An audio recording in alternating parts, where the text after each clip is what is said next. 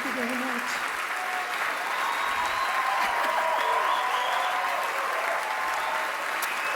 Thank you. Thank you very much.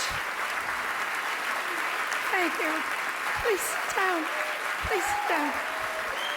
Thank you. I love you all, but you'll have to forgive me.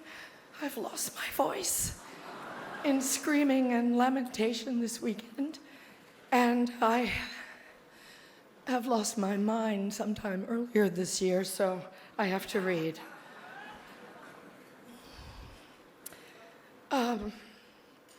Thank you, Hollywood Foreign Press. Just to pick up on what Hugh Laurie said, you and all of us in this room really belong to the most vilified segments in American society right now. Think about it. Hollywood, foreigners, and the press. But who are we? And you know, what is Hollywood anyway? It's just a bunch of people from other places. I was born and raised and educated in the public schools of New Jersey. Viola was born in a sharecropper's cabin in South Carolina, came up in Central Falls, Rhode Island. Sarah Paulson was born in Florida, raised by a single mom in Brooklyn. Sarah Jessica Parker was one of 7 or 8 kids from Ohio. Amy Adams was born in Vicenza, Veneto, Italy. And Natalie Portman was born in Jerusalem. Where are their birth certificates?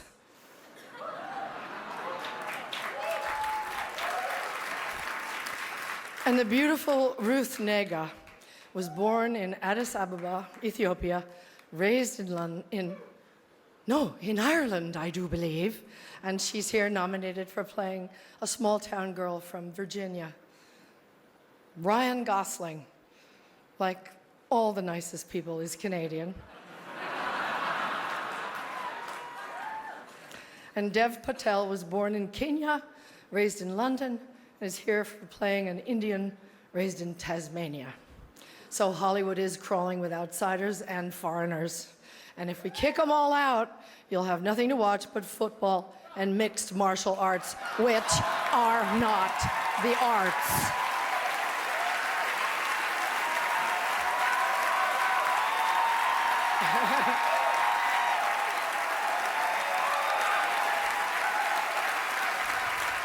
They gave me 3 seconds to say this, so.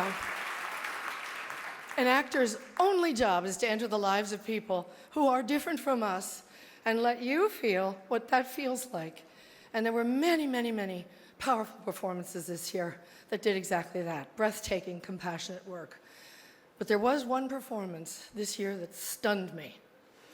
It sank its hooks in my heart, not because it was good. There was nothing good about it. But it was effective, and it did its job. It made its intended audience laugh and show their teeth. It was that moment when the person asking to sit in the most respected seat in our country imitated a disabled reporter, someone he outranked in privilege, power, and the capacity to fight back. It kind of broke my heart when I saw it, and I still can't get it out of my head because it wasn't in a movie. It was real life. And this instinct to humiliate, when it's modeled by someone in the public platform, by someone powerful, it filters down into everybody's life because it kind of gives permission for other people to do the same thing. Disrespect invites disrespect. Violence incites violence. When the powerful use their position to bully others, we all lose. Okay, go up with that thing. Okay, this brings me to the press. We need the principled press to hold power to account, to call them on the carpet, every outrage.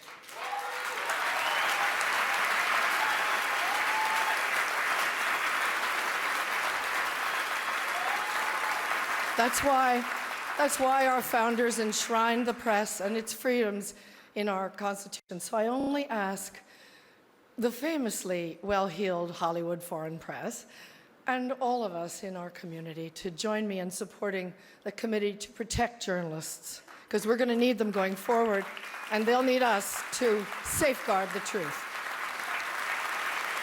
One more thing.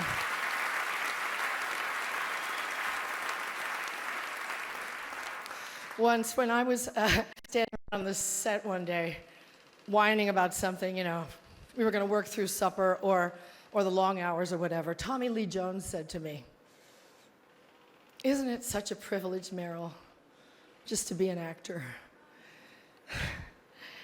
Yeah, it is, and we have to remind each other of the privilege and the responsibility of the act of empathy. We should all be very proud of the work Hollywood honors here tonight.